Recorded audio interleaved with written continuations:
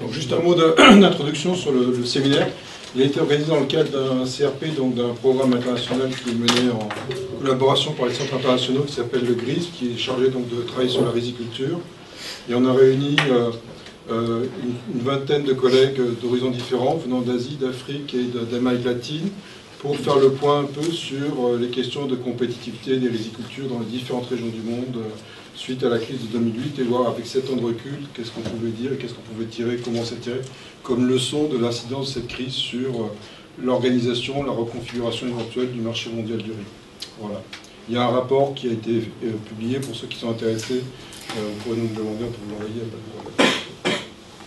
Donc, comme support de cet atelier qu'on avait organisé en septembre, on avait présenté un peu le marché mondial du riz, les filières, et donc donné un peu les perspectives suite à la crise de 2008. Donc c'est un petit peu là-dessus que je vais vous présenter cette perspective. Donc le plan ce sera en 3 parties. D'abord, rappeler un peu les fondamentaux du marché du riz, puis voir justement qu'est-ce qui s'est passé depuis la crise, la flambée des prix en 2008. Et ensuite, dans la 3e partie, Frédéric parlera sur les perspectives et les enjeux à la fois du marché, mais aussi des filières rizicoles, et notamment en Afrique de l'Ouest subsaharienne.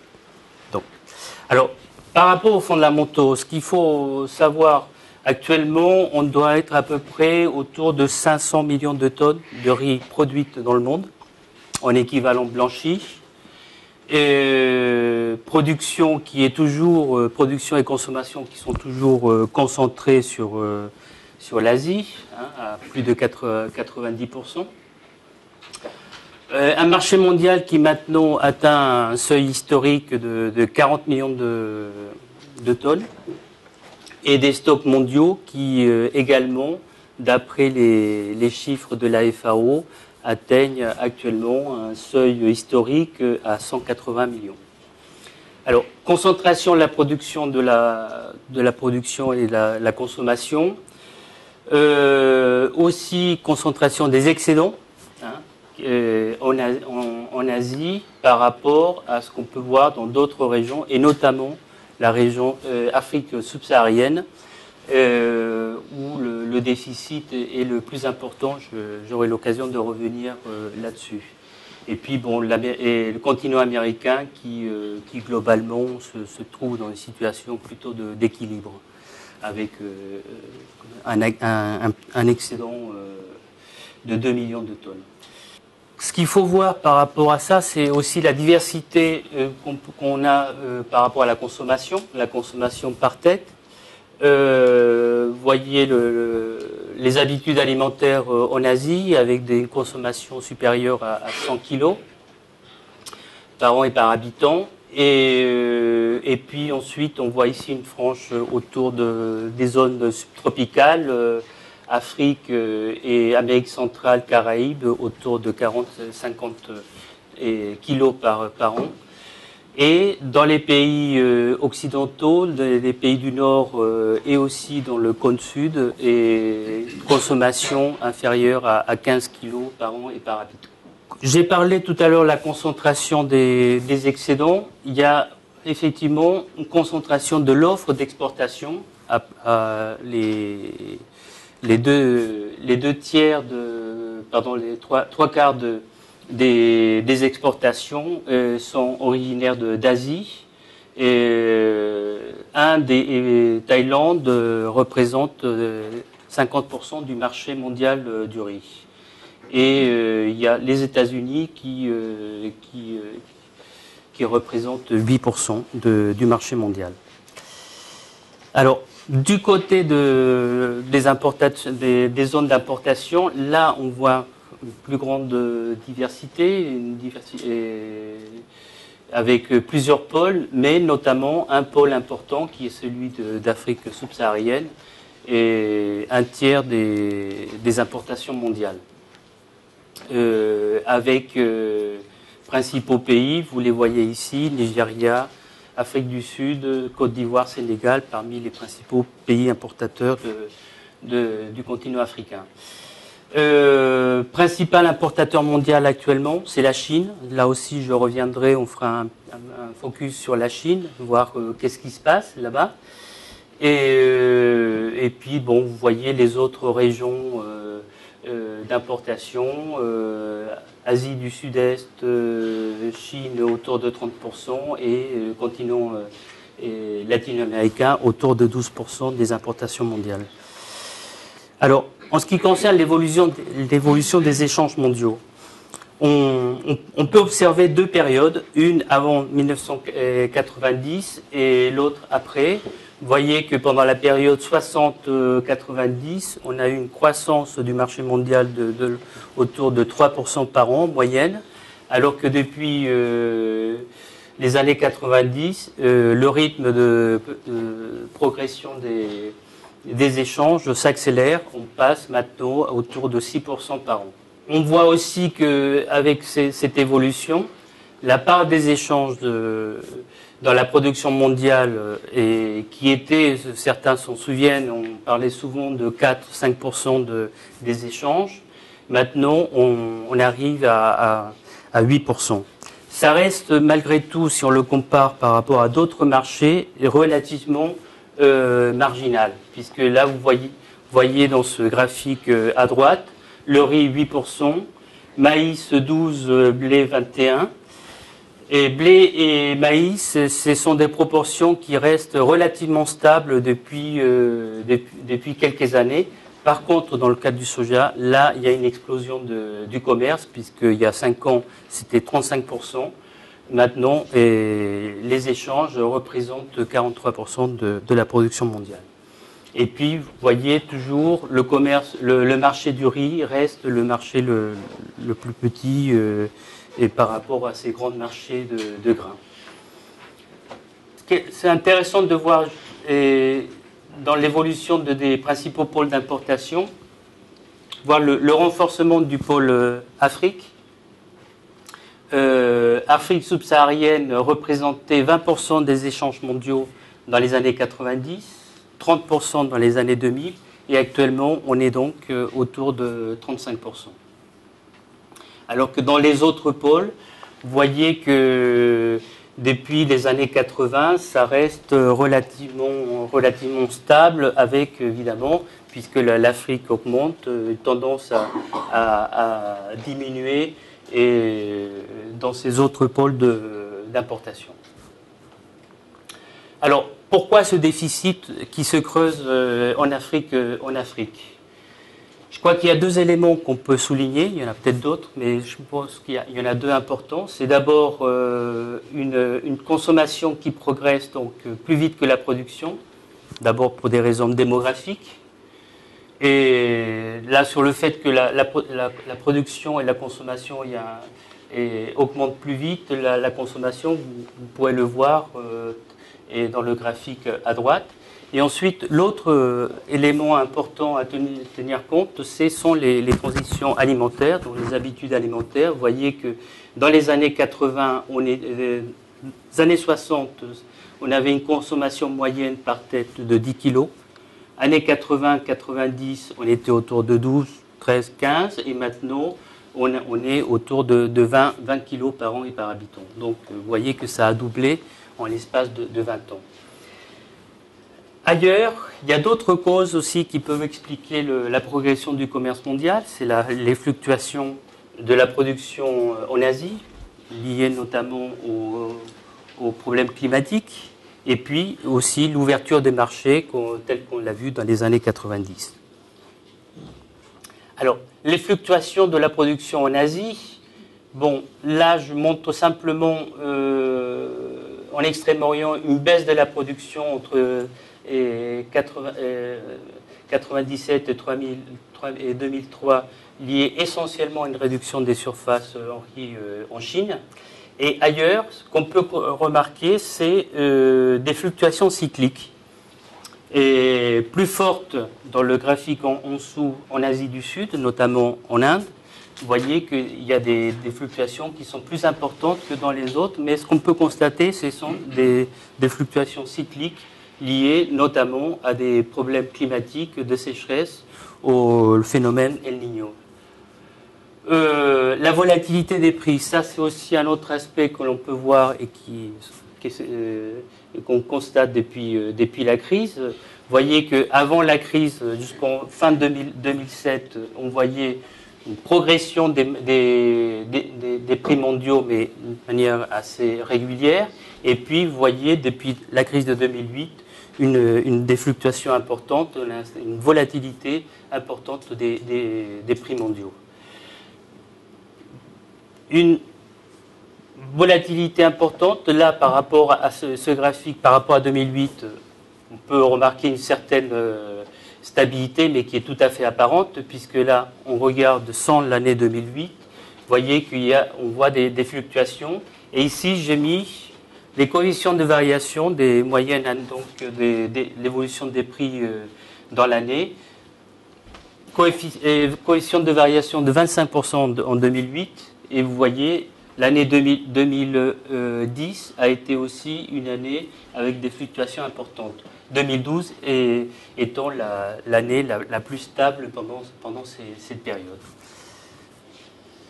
Alors, l'origine de la volatilité, les problèmes climatiques, inondations dans certaines régions, d'autres c'est la sécheresse, mais il y a aussi les décisions politiques des pays exportateurs, ce qui a été en grande partie l'origine de la crise de 2008. Embargo des exportations indiennes, et puis après 2008, il y a eu aussi les tensions liées à la politique thaïlandaise des prix internes, qui a duré de 2011 à 2013, et qui a aussi provoqué pas mal des perturbations et des volatilités des prix. Il y a d'autres phénomènes aussi qui sont apparus, toujours liés souvent à des problèmes climatiques, et ça c'était avant la crise. Exemple, certains pays importateurs qui ont acheté de manière massive et qui n'étaient pas prévus, comme ça a été le cas du Japon en 1994, la Chine en 1996, Brésil et Indonésie, Brésil en 1998. Mais malgré tout, la structure de l'offre varie peu dans le temps, puisque vous voyez que dans les 20 dernières années, si on prend les 4 principaux pays exportateurs, on reste dans une fourchette entre 70 et 70% des exportations de l'offre mondiale de riz, avec un poids relativement mineur des nouveaux exportateurs qui apparaissent, tels que le Cambodge, et la Birmanie, le Brésil et d'autres pays d'Amérique du Sud.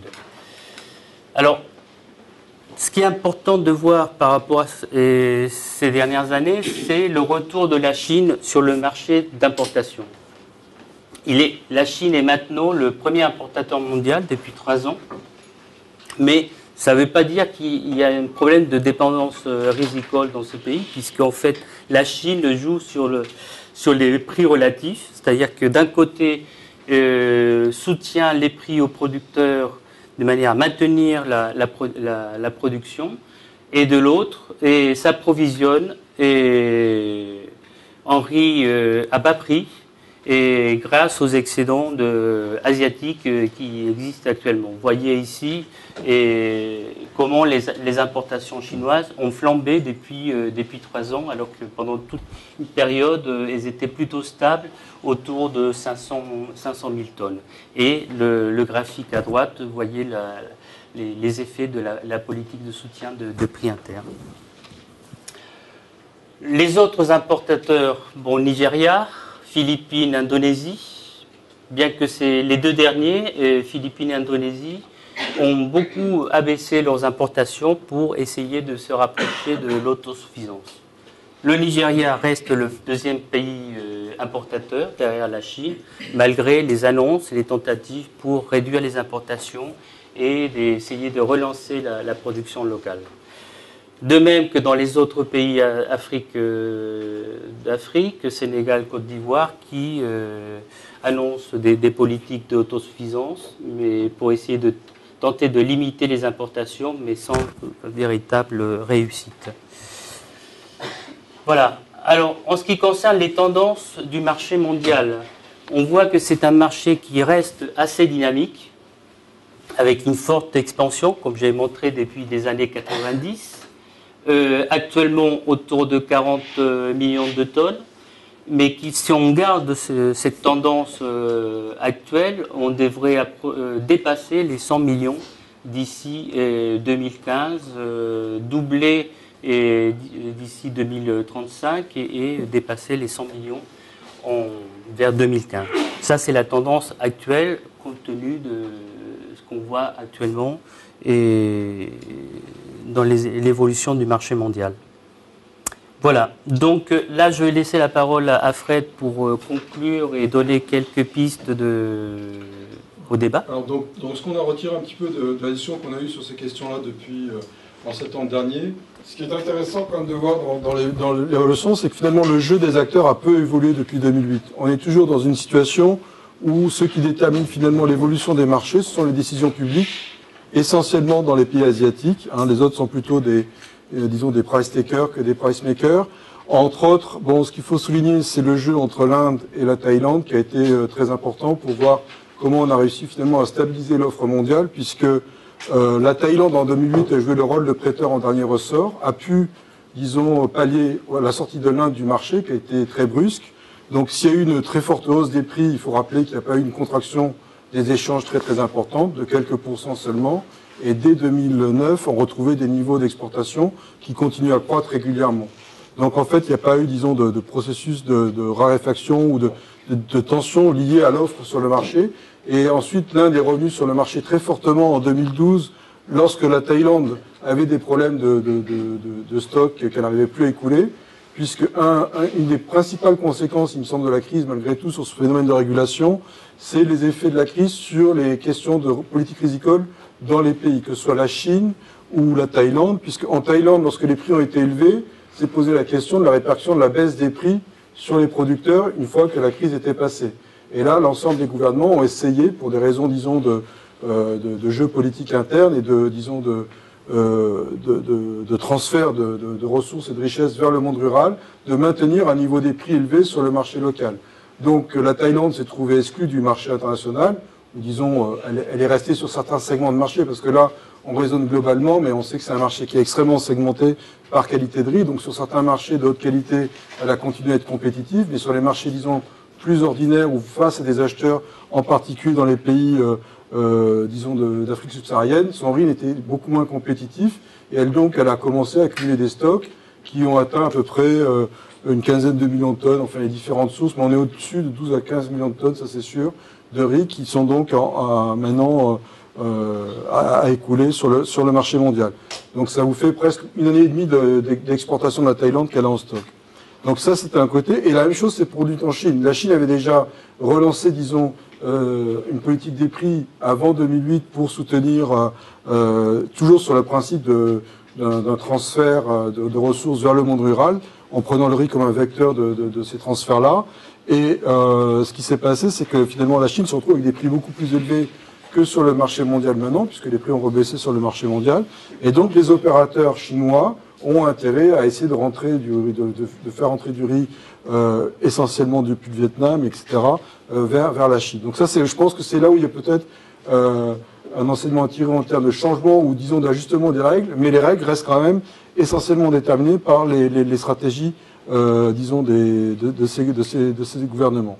Alors, les reconfigurations qu'on a pu noter, on a remarqué au moment de la crise qu'il y a eu, disons, une petite diversification des flux, entre autres avec des flux plus importants entre l'Amérique du Sud et l'Afrique subsaharienne. On a vu le Brésil, l'Argentine, l'Uruguay devenir des importateurs, enfin des fournisseurs importants, enfin ou significatifs sur les marchés sénégalais, ghanéens, etc. Mais en fait, on remarque que bon, cette diversification des approvisionnements par les opérateurs africains, c'est pas développé. Disons, on trouve toujours des importations en provenance du Brésil ou autre dans sur certains ports de la côte ouest africaine, ou éventuellement pour certaines qualités de riz aussi sur le riz étuvé en Afrique du Sud, mais ça reste quand même très très marginal. Donc on aurait pu penser que, à l'instar de ce qui s'était passé lorsqu'il y a eu des crises sur le marché rizicole dans les décennies précédentes, avec l'émergence de l'Inde et du Vietnam, qui sont des opérateurs importants après la crise des années 80, on pouvait se penser que la crise de 2008 pouvait permettre à de nouveaux opérateurs de s'installer durablement sur le marché, mais ça reste quand même très limité. Alors on a ce qui a été mis en avant dans les discussions qu'on a eues en septembre dernier, qui est intéressant, c'est qu'on a on a des reconfigurations les seules régionales.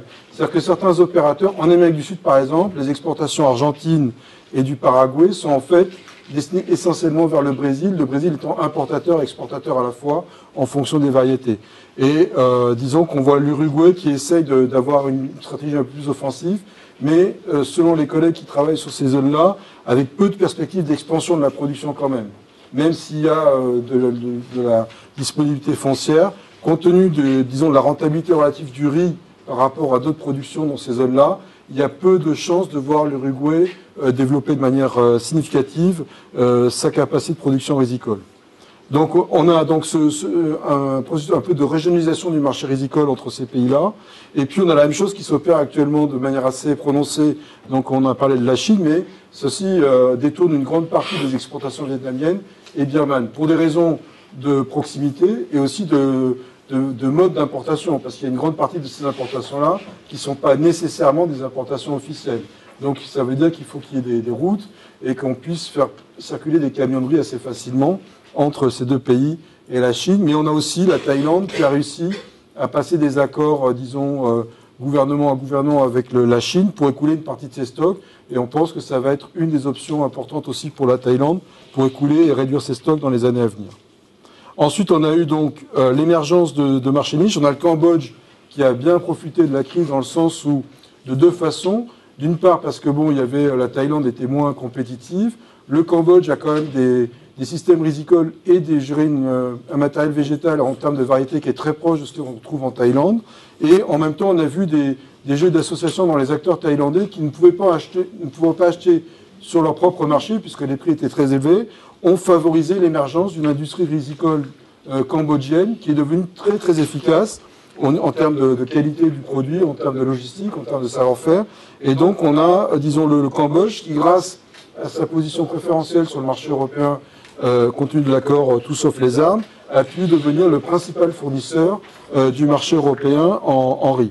Donc là, il y a vraiment, à mon avis, la création d'une liaison relativement durable, mais qui reste quand même sur un marché qui n'est pas un marché important, enfin sur des riz de qualité, et qui va donc, concurrencer directement la Thaïlande. Mais comme ce sont souvent des acteurs qui sont à la fois en Thaïlande et au Cambodge, de toute façon, ce qu'ils ont perdu d'un côté, ils le gagneront de l'autre. Alors dans la même logique, on attendait aussi beaucoup éventuellement de l'émergence de la Birmanie.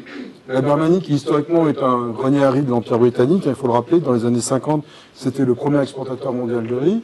Donc compte tenu de l'évolution politique, il y avait été sorti du marché. Donc la Birmanie revient essentiellement via les importations chinoises. Mais c'est vrai que c'est un peu la nouvelle frontière de l'industrie rizicole en Asie. Et il est clair qu'il y a beaucoup d'investissements qui sont vers la Birmanie, que ce soit des investissements de privés ou en termes publics, avec beaucoup d'efforts pour renouveler, la qualité du stock semencier. Et là aussi, on a potentiellement un futur géant, mais avec encore beaucoup de points d'interrogation sur la vitesse à laquelle il pourra émerger sur le marché. Deuxième diapo, ouais. Donc pour finir sur les enjeux, alors quelle régulation du marché à court terme? Donc la question qui préoccupe actuellement les opérateurs sur le marché, c'est comment les stocks thaïlandais vont s'écouler sur le marché mondial. C'est clair que vous avez un marché de 40 millions de tonnes, vous avez à peu près 15 millions de tonnes qui sont dans différents entrepôts. Alors bon, sur ces 15 millions de tonnes, il y en a peut-être au moins 15 à 18, ça dépend des références, mais disons, on sait qu'il y a une partie de ces 15 millions qui vont être impropres à l'exportation, impropres à la consommation, et qui vont être recyclés sous forme de farine animale ou autre, mais qui vont donc être, sortis du marché. Il n'en demeure pas moins que une des caractéristiques de l'industrie thaïlandaise, c'est hyper compétitive et sophistiquée en termes de process. Le riz, c'est un produit très simple, et malgré tout, ils ont des méthodes pour retraiter, reconditionner ces riz-là, donc à partir de stock, à peu près, en reprendre, d'après les estimations que j'ai pu avoir, autour des 2 tiers qui pourraient être reconditionnés et revendus non pas comme du riz de première qualité en termes, disons, de finition, mais qui pourrait très bien se trouver des preneurs, soit sur des marchés asiatiques comme le marché indonésien, ou sur les marchés africains. Donc là, il y aura sans doute à peu près, on estime, entre 10 et 12 millions de tonnes qui pourraient être réexportées, et éventuellement pour les années les plus récentes, une partie pourra être écoulée vers le marché chinois.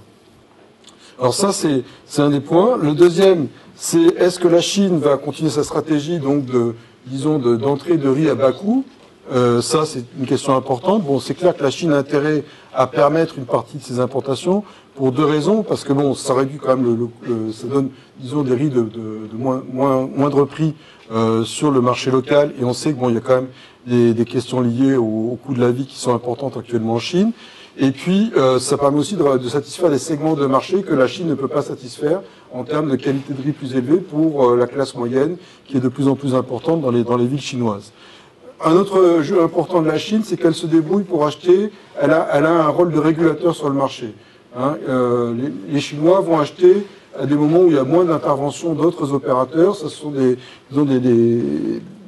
collègues qui travaillent plus sur l'observation des marchés eux-mêmes et sur les opérateurs, et ils expliquent que la Chine a plutôt un rôle de stabilisateur de par ses stratégies du moment où elle achète sur le marché international. Donc, est-ce qu'elle va continuer ce rôle-là? Si elle se retire ou si elle change sa politique d'importation, ça pourrait se traduire par éventuellement une plus grande volatilité encore des prix et éventuellement une baisse des prix si jamais 3 millions d'achats se réduisent de manière drastique sur le marché. Ça peut descendre très très rapidement. Donc ça, c'est vraiment un petit peu les voyants sur lesquels les opérateurs du marché mondial sont actuellement focalisés pour les 6 à 8 mois ou les années qui viennent. Alors, à plus long terme, il y a quand même d'autres questions aussi qui sont importantes et dont on a discuté amplement en septembre. On avait un collègue, entre autres, qui est de l'Université d'Arkansas, Eric Wells, qui lui est spécialisé dans la modélisation du marché mondial du riz. Il travaille avec le gouvernement américain. C'est un peu lui qui sert disons, c'est le modèle qu'ils ont développé à Arkansas, qui sert de base sur lesquelles l'USDA fait ses projections sur l'évolution du prix des marchés, etc. Et un autre collègue aussi au niveau de l'IRI, Sam Manti, qui lui aussi travaille avec d'autres économies sur des processus de modélisation. Alors, une des variables qui est extrêmement dure sur laquelle se joue une grande partie de la qualité des projections qui peuvent être faites, c'est le changement et la transition alimentaire en Asie. Là-dessus, il y a différentes écoles. Il y en a qui pensent qu'elle va s'accélérer, d'autres qui pensent qu'au contraire, il y a quand même des effets de changement de classe de revenus, c'est-à-dire que quand même il reste encore beaucoup de pauvres qui vont devenir un peu plus riches mais qui vont continuer à manger du riz, et que donc cette transition ne va pas être aussi rapide que l'on pourrait le penser. Donc ça, c'est vraiment une des variables sur lesquelles il y a une controverse et un grand degré d'incertitude, et qui est fondamentale, puisque si vous vous rappelez la structure du marché rizicole, l'essentiel des excédents viennent de l'Asie. Donc si jamais l'Asie continue à avoir une progression de son marché en termes absolus, hein, même si la consommation par tête descend, mais qu'elle descend pas suffisamment vite pour, disons, se traduire par une baisse de la demande, et qu'il y a toujours une croissance démographique qui va se traduire par une hausse du marché asiatique, à ce moment-là, on peut garder une certaine tension et il y aura moins de disponibilité sur le marché mondial. Inversement, ça peut être aussi l'apparition de pays de plus en plus excédentaires structurellement. Un deuxième enjeu à moyen terme, c'est l'Inde. Alors l'Inde, c'est un cas assez particulier, puisque historiquement, l'Inde a donc une politique d'autosuffisance avec la Révolution verte, comme beaucoup d'autres pays de la région asiatique. Hein. Et puis en fait, il s'est trouvé que bon, elle a eu tellement de succès, finalement, elle se retrouve avec des stocks très importants. Et une grande partie de la stratégie d'exportation de l'Inde était la gestion de son stock de sécurité. C'est-à-dire que quand vous regardez, vous avez vu le graphique tout à l'heure, là on voit ces cycles. Lorsque vous regardez sur le long terme les exportations de l'Inde, c'est quelques années à 2-3 millions, puis des années à 4 millions. Alors là, je parle du riz ordinaire, pas du basmati, qui a un marché différent. Et bien là, la question qui se pose, c'est de savoir si finalement l'Inde va réussir éventuellement à stabiliser sa production rizicole, entre autres avec l'apparition de nouvelles variétés que l'IRI a largement développées et qui sont en train de gagner, à savoir sur des variétés qui résistent mieux au stress hydrique, donc qui seront moins sensibles aux aléas climatiques. Donc ça peut éventuellement se traduire par une régularisation de l'offre par uniquement la production, sans passer par un stock qui va servir de variable d'ajustement. Et donc les conséquences seraient que l'Inde pourrait devenir éventuellement moins excédentaire. Ça peut être un scénario possible. Un autre scénario aussi, c'est que dans ce processus de transformation de la riziculture en Inde, il y a aussi un basculement des foyers de production vers des zones qui seraient moins aléatoires au niveau, moins soumises à des aléas climatiques. Et peut-être qu'on pourrait rentrer dans un système que je qualifierais de thaïlandais-chinois, où la riziculture deviendra aussi un vecteur de transfert de ressources du monde, disons, du secteur non agricole vers le secteur agricole et le monde rural.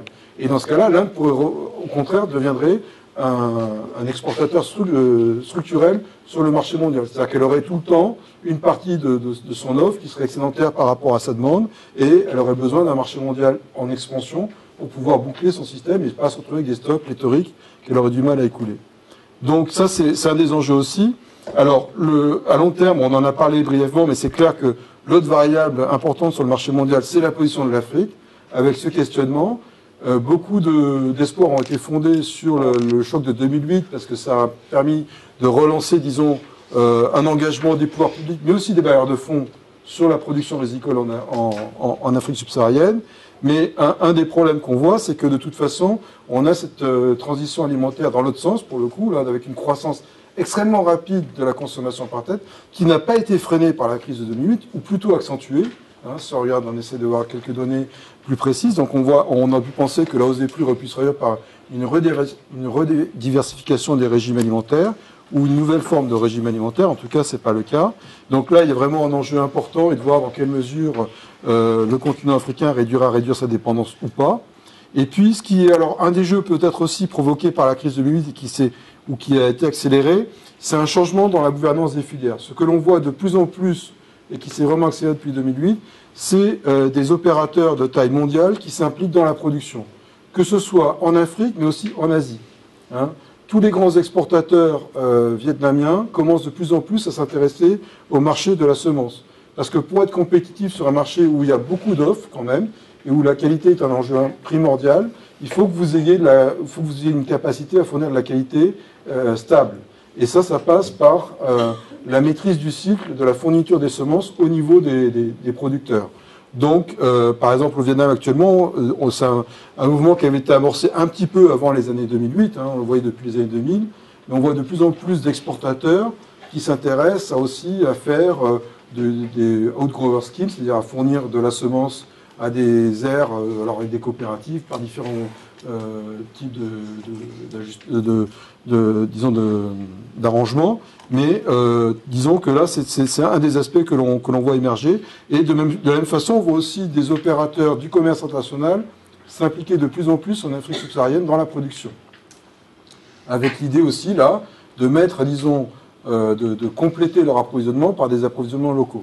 Alors là, il y a tout un débat. Actuellement, en Afrique de l'Ouest, il y a deux pays où on voit ce mouvement se dessiner avec beaucoup de force, c'est le Nigeria et la Côte d'Ivoire. Alors tout le débat est de savoir si est-ce que vraiment la stratégie de ces intermédiaires, que peuvent être Louis Dreyfus, Olam, etc., c'est vraiment de mettre en place localement, dans ces pays-là, une capacité de production, ou est-ce que c'est plutôt, disons, de faire un petit peu je dirais, du foot de security washing, en disant, on s'implique pour renforcer l'indépendance alimentaire de ces pays-là, de façon à avoir des frontières qui restent ouvertes. Donc on peut avoir les deux types de réponses, suivant les personnes à qui on s'adresse. Il y en a qui le disent ouvertement. Nous, notre intérêt, c'est d'avoir bonne presse et de ne pas apparaître pour être, disons, des accapareurs de l'opportunité d'avoir cette dépendance alimentaire. Et donc, on veut montrer qu'on fait aussi de l'investissement pour les pays locaux. Et il y en a d'autres qui disent qu'ils ont vraiment, en 2008, ils ont pris conscience que leur approvisionnement pouvait être plus difficile et qu'ils avaient intérêt à diversifier. Voilà un peu ce qu'on pouvait tirer de ce séminaire. Merci.